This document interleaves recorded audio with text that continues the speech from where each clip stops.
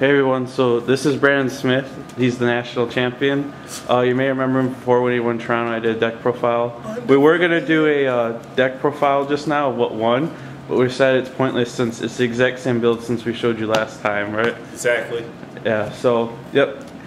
He's topped 2 regionals, went undefeated in 1, and then he won nationals, so pretty good. Legit as fuck. Come on, man. Yeah, it's pretty legit. You excited about going to Japan? Absolutely, can't wait to get there. Represent the United States and Canada.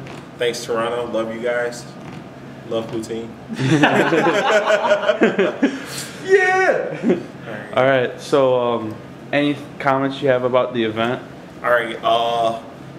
Like shout out to people. I like the judges. I thought the judges were amazing. JD, you're always amazing.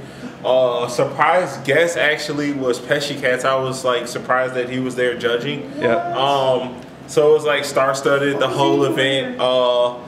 Shout out to the New York guys from Team Shark or Deck Shark or whatever. You guys are fucking amazing. I'm glad we're going to Japan together.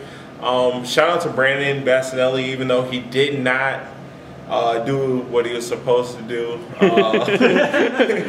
Hey, it would have been too good if Michigan had 3 of the. Yeah. I mean, we've already got 2 undefeated. We've already got 2 undefeated regionals. Yeah. And I'm pretty sure nationals. Yeah. It would have been way too good to have, you know, another time. Yeah. But and then there's me who almost topped Chicago and Toronto.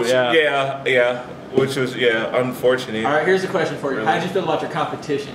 And then Gary topped Chicago okay, too. so let's go through competition. I guess I didn't have a chance to actually get an interview. Pesci wanted to do this. I had to leave, so let's go through.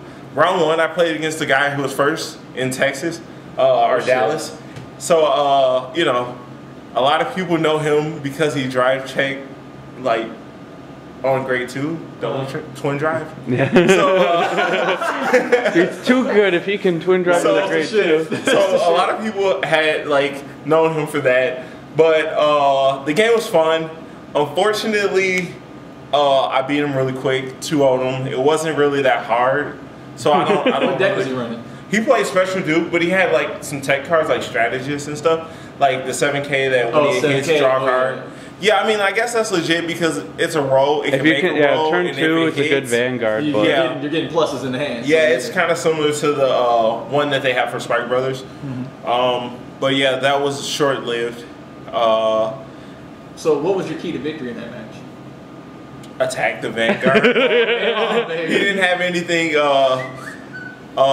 Round 2, I played against one of the guys from Mexico. I'm not sure if these 2, the Mexican representatives, actually were the first and second from their regionals, because I'm pretty sure I heard something about passport issues. So, you know, it's kind of hard for Mexicans to get across the border. Right. And I don't think Cardfight Vanguard could, like, justify getting the passport. Yeah. I don't know. Anyway, he was pretty good. Didn't speak that much English, you know, but he spoke enough to, like, get by. Yeah. We had a good match. He was playing Ezel. He superior-rated. I went first. He dropped Ezel. I dropped Duke. Duke is better than Ezel. I won. There it is. Round 3 was actually the hardest match. One of the hardest matches. I played against Chris Sock, which is another representative from the New York, New Jersey area. Fantastic, phenomenal player. Absolute, took everything literally, like, seriously. Game 1, I got grade locked at grade 0. Oh, Jesus. And he beat me like I stole everything. So pretty much taught you a lesson in round 1. He was like, if you're not going to come bring the game, then I'm going to beat you before you can get to the game. So he beat me, you know, really early. Game 2 was a good match, but then he got grade locked on grade 2. And Duke was like, yeah, that shit you beat me with last time can't happen. Payback. And then game 3 was like a back and forth thing. It was really, you know, hard hit, but in the end, I won. Next, I played his teammate. So, like, both with Team Shark or whatever the team is from New York, the New Jersey, 1 and 2, they both were at top tables. So, round 4, I played against him. We both, you know, complimented each other, congratulated each other for guaranteed our spot and going to Japan. And then he tells me that the guy I just played was the better part of the team. And I was like, oh my God. You know, so we played, and then I beat him 2-0. and then we go into top 4. I played against the other guy from Mexico, and he's playing Narukami with Tech Tejas, which is the Kagero card that attacks back row. Yeah, it's really good. You have the Kaiser attack the front row, and Tejas go after the back row and just annihilate the field. Exactly. He literally played the epitome of an anti-meta deck inside of the format.